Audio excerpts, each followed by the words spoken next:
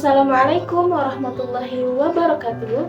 Halo sobat, perkenalkan nama saya Andrani Hanifah Sahira dengan NIM 2203010085. Program Studi Pendidikan Bahasa dan Sastra Indonesia semester 4 kelas O1.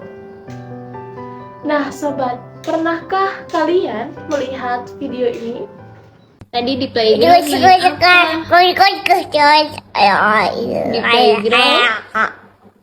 Di playground main. Ya, siapa yang main?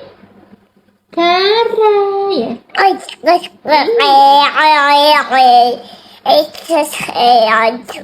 Iya, main apa sih tadi di playground?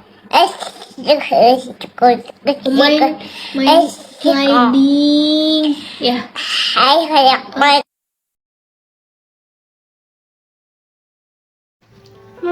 Kenapa ya hal tersebut bisa terjadi, terutama terhadap anak-anak?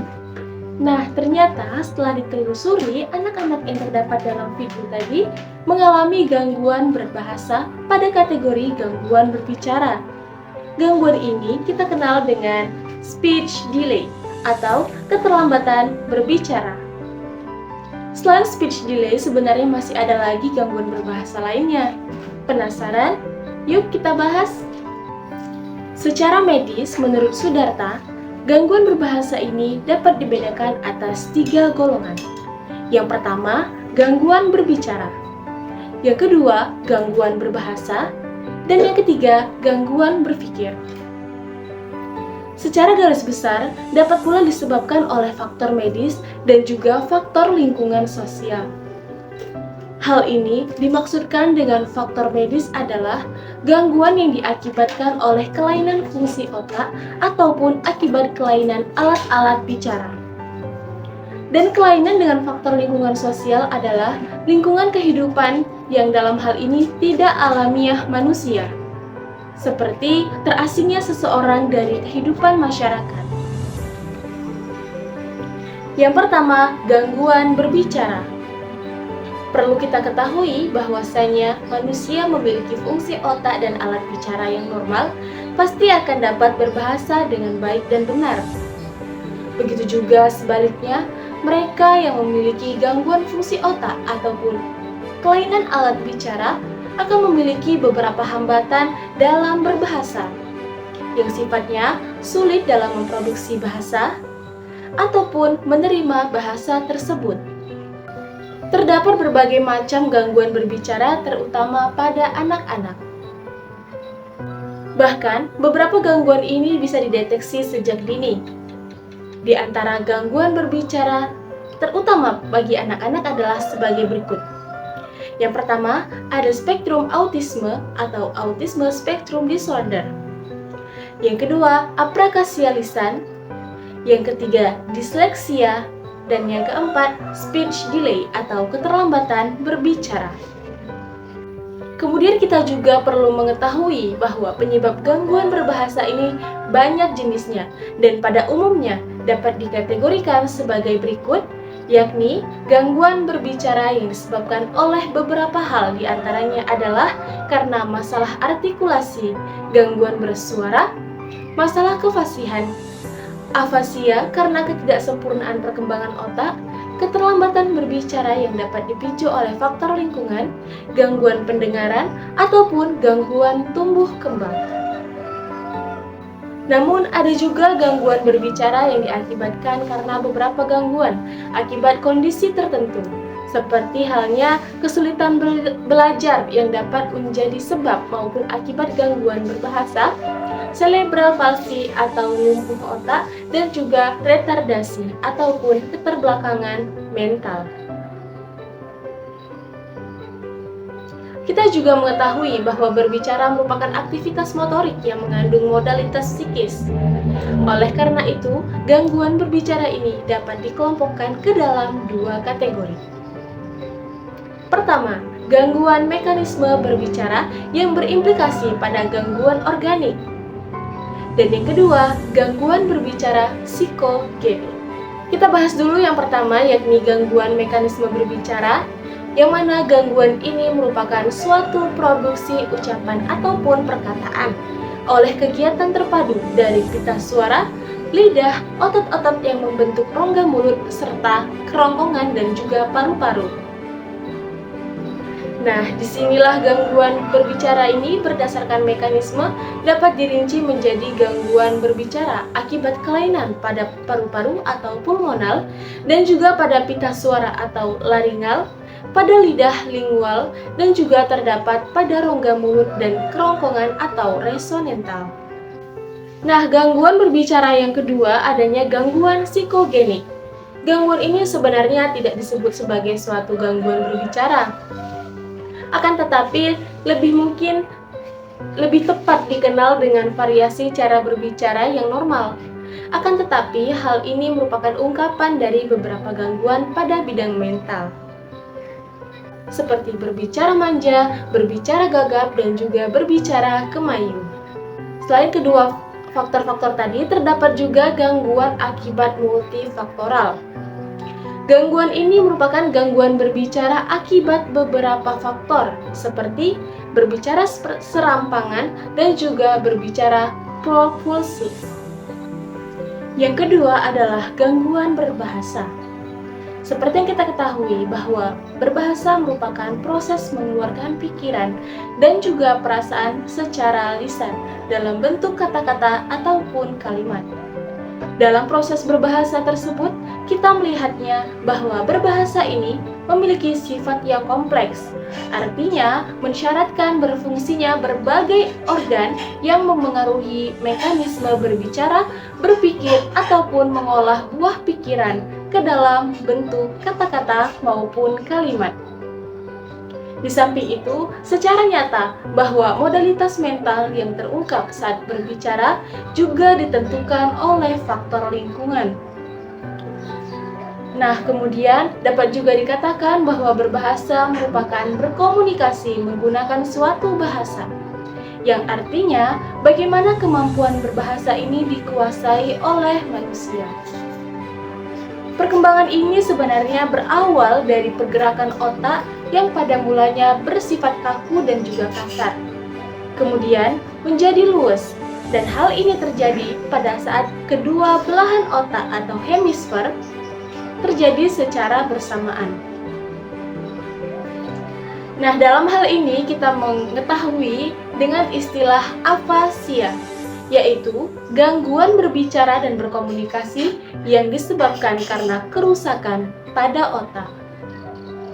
Adapun jenis-jenis afasia ini terbagi menjadi dua, yakni yang pertama afasia motorik.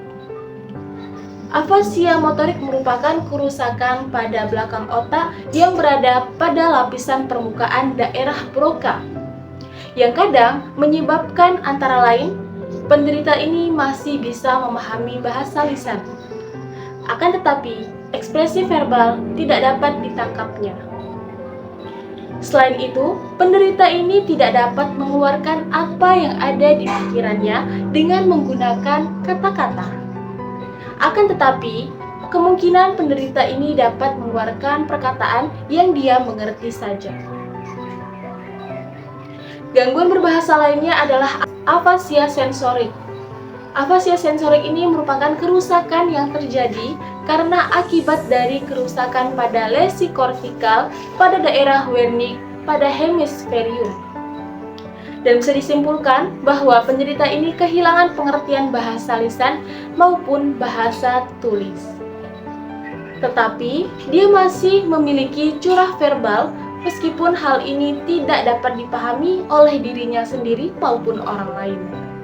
Dan terkadang penderita ini bersifat sewajarnya manusia yang lain, tidak marah, tidak emosional, dan juga tidak tegang.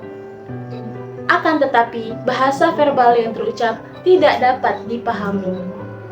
Yang ketiga adalah gangguan berpikir. Gangguan ekspresi verbal akibat dari gangguan pikiran dapat mengakibatkan hal-hal sebagai berikut. Yang pertama, pikun atau demensia. Pada penderita ini menunjukkan banyak sekali gangguan seperti agnosia, apraksia, amnesia, perubahan kepribadian, perubahan perilaku, dan juga kemunduran dalam segala macam fungsi intelektual.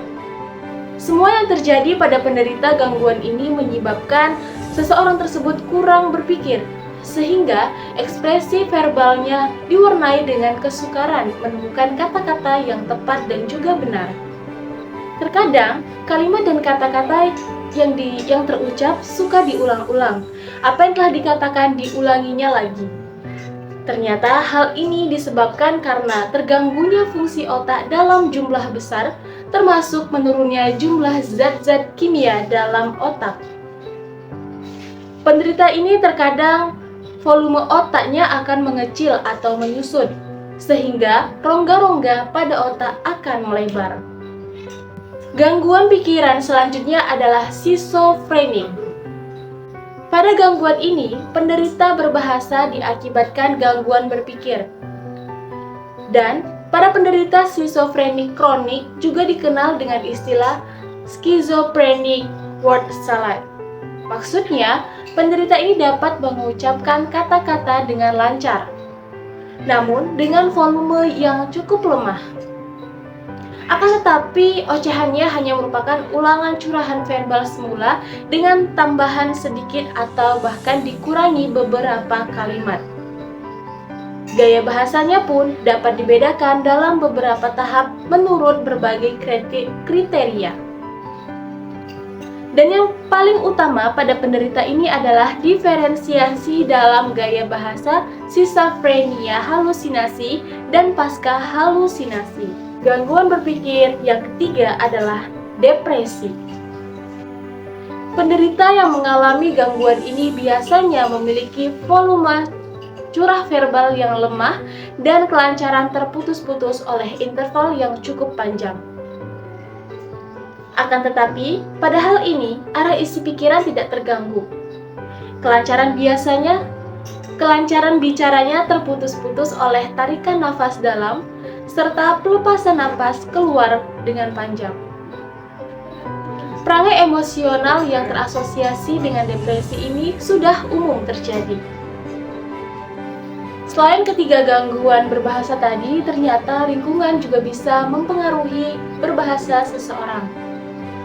Maksudnya adalah terasingnya seseorang anak manusia yang aspek biologis bahasanya bukan normal dalam lingkungannya. Nah, dalam sejarah dunia tercatat beberapa kasus anak terasing, yaitu seseorang yang diasuh oleh serigala maupun yang terasingkan oleh keluarganya. Seperti halnya dalam kasus berikut ini. Yang pertama ada kasus Kamala. Kamala merupakan kasus anak yang diasuh oleh serigala dan memiliki kebiasaan mengikuti kebiasaan serigala. Dia memeriksa segala sesuatu dengan alat penciumannya seperti halnya serigala, dan juga dia memiliki pendengaran yang tajam, dan dia tidak tersenyum dan tidak tertawa seperti halnya serigala. Demikianlah kisah anak manusia yang diasuh oleh serigala, dan yang demikian itulah bukti bahwa manusia dapat menyelaraskan dirinya dengan binatang.